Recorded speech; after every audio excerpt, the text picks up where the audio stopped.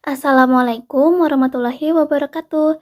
Saya Noja Nurul Fitrianti ingin menjelaskan kepada kalian tentang materi Pancasila dalam sejarah Indonesia.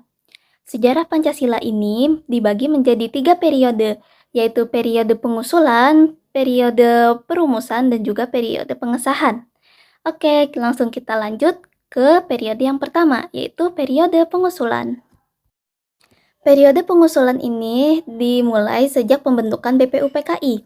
Pada tanggal 7 September 1944, Jepang menjanjikan bahwa ia akan memberikan kemerdekaan kepada Indonesia.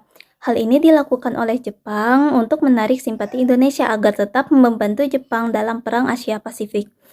Sebagai realisasinya, pada tanggal 29 April 1945, Jepang akhirnya membuat BPUPKI yang diketuai oleh Dr. Regiman Widyo Diningrat. Sidang pertama BPUPKI dilaksanakan pada tanggal 29 Mei sampai 1 Juni 1945. Sidang pertama ini membahas tentang rancangan dasar negara Indonesia. Ada beberapa tokoh yang mengajukan konsep dan idenya, yaitu yang pertama, Profesor Mr. Muhammad Yamin pada tanggal 29 Mei 1945. Ide yang beliau usulkan adalah sebagai berikut. Yang pertama, peri kebangsaan, peri kemanusiaan, peri ketuhanan, peri kerakyatan, dan kesejahteraan rakyat.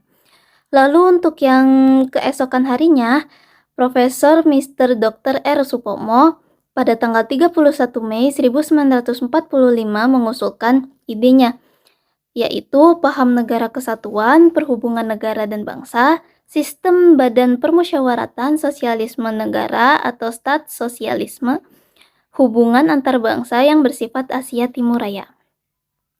Lalu pada tanggal 1 Juni 1945, Insinyur Soekarno memberikan usulannya yang ia beri nama Pancasila, yaitu nasionalisme atau kebangsaan Indonesia, internasionalisme atau perikemanusiaan, mufakat atau demokrasi, kesejahteraan sosial, dan ketuhanan yang Maha Esa atau ketuhanan yang berkebudayaan. Setelah pengusulan ide tersebut, dimulainya periode perumusan Pancasila. Selesai sidang pertama BPUPKI, sepakat membuat panitia kecil yang berisi 8 orang untuk menyusun dan mengelompokkan semua usulan tersebut. Lalu di hari selanjutnya, para anggota sidang yang beragama Islam menghendaki bahwa negara berdasarkan syariat Islam, sedangkan golongan nasionalis berpendapat bahwa negara tidak mendasarkan hukum salah satu agama tertentu. Untuk mengatasi permasalahan itu, maka dibentuk lagi sebuah panitia yang berjumlah 9 orang dan diberi nama Panitia 9. Panitia 9 bersidang pada tanggal 20 Juni 1945 dan dari sidang itu menghasilkan rancangan pembukaan hukum dasar yang disebut juga Piagam Jakarta atau Jakarta Charter, yang isinya sebagai berikut. Pertama, ketuhanan dengan kewajiban menjalankan syariat Islam bagi pemeluk-pemeluknya. Yang kedua, kemanusiaan yang adil dan beradab. Ketiga, persatuan Indonesia. Keempat, kerakyatan yang dipimpin oleh hikmat kebijaksanaan dalam permusyawaratan perwakilan. Dan yang terakhir, keadilan sosial bagi seluruh rakyat Indonesia. Pada sidang kedua BPUPKI pada tanggal 10 sampai 16 Juli, Piagam Jakarta akhirnya disahkan. Pada tanggal 6 Agustus 1945, bom atom dijatuhkan di Hiroshima. Namun hal tersebut tidak membuat Jepang takluk kepada sekutu. Keesokan harinya, pemerintah Jepang mengeluarkan maklumat yang berisi 1. Pertengahan Agustus 1945 akan dibentuk Panitia Persiapan Kemerdekaan Indonesia. Yang kedua, panitia itu rencananya akan dilantik pada tanggal 18 Agustus 1945 dan mulai bersidang pada tanggal 19 Agustus 1945. Lalu yang terakhir direncanakan Indonesia merdeka pada tanggal 24 Agustus 1945. Esok paginya, tanggal 8 Agustus 1945, Soekarno, Hatta, dan Dr. Regiman Widyo Diningrat dipanggil oleh Jenderal Terauchi ke Saigon, Vietnam. Ketiga tokoh tersebut diberi kewenangan oleh Jenderal Terauchi untuk membentuk panitia persiapan kemerdekaan seperti amanat maklumat pada tanggal 7 Agustus 1945 Sepulangnya ketiga tokoh tersebut dari Saigon, mereka langsung membuat Panitia Persiapan Kemerdekaan Indonesia atau PPKI yang beranggotakan 21 orang. Pada tanggal 9 Agustus 1945, Sekutu menjatuhkan bom lagi di Nagasaki. Hal tersebut membuat kekuatan Jepang semakin lemah.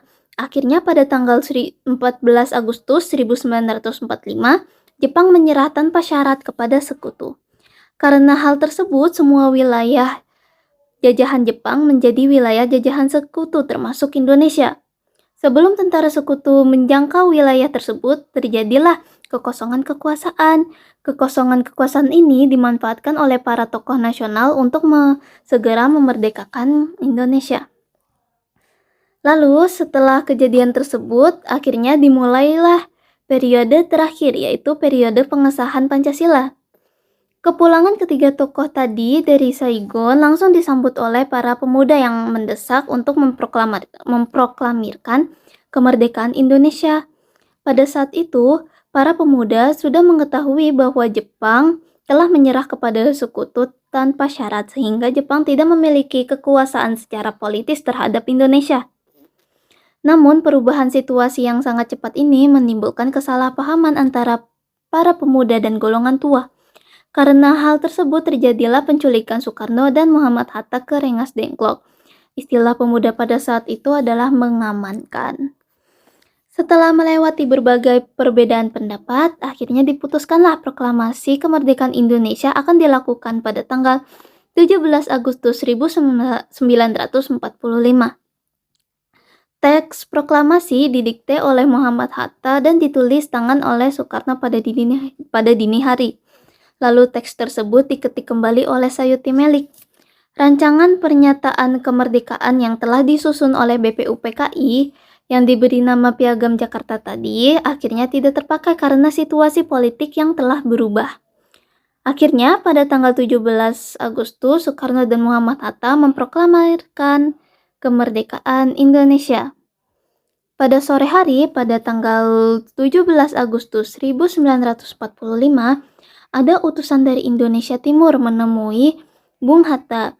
Utusan itu menyampaikan bahwa rakyat Indonesia Timur mengusulkan agar pada alinea keempat pembukaan di belakang kata ketuhanan yang berbunyi dengan kewajiban menjalankan wasiat syariat Islam bagi seluruh pemeluk-pemeluknya untuk dihapus.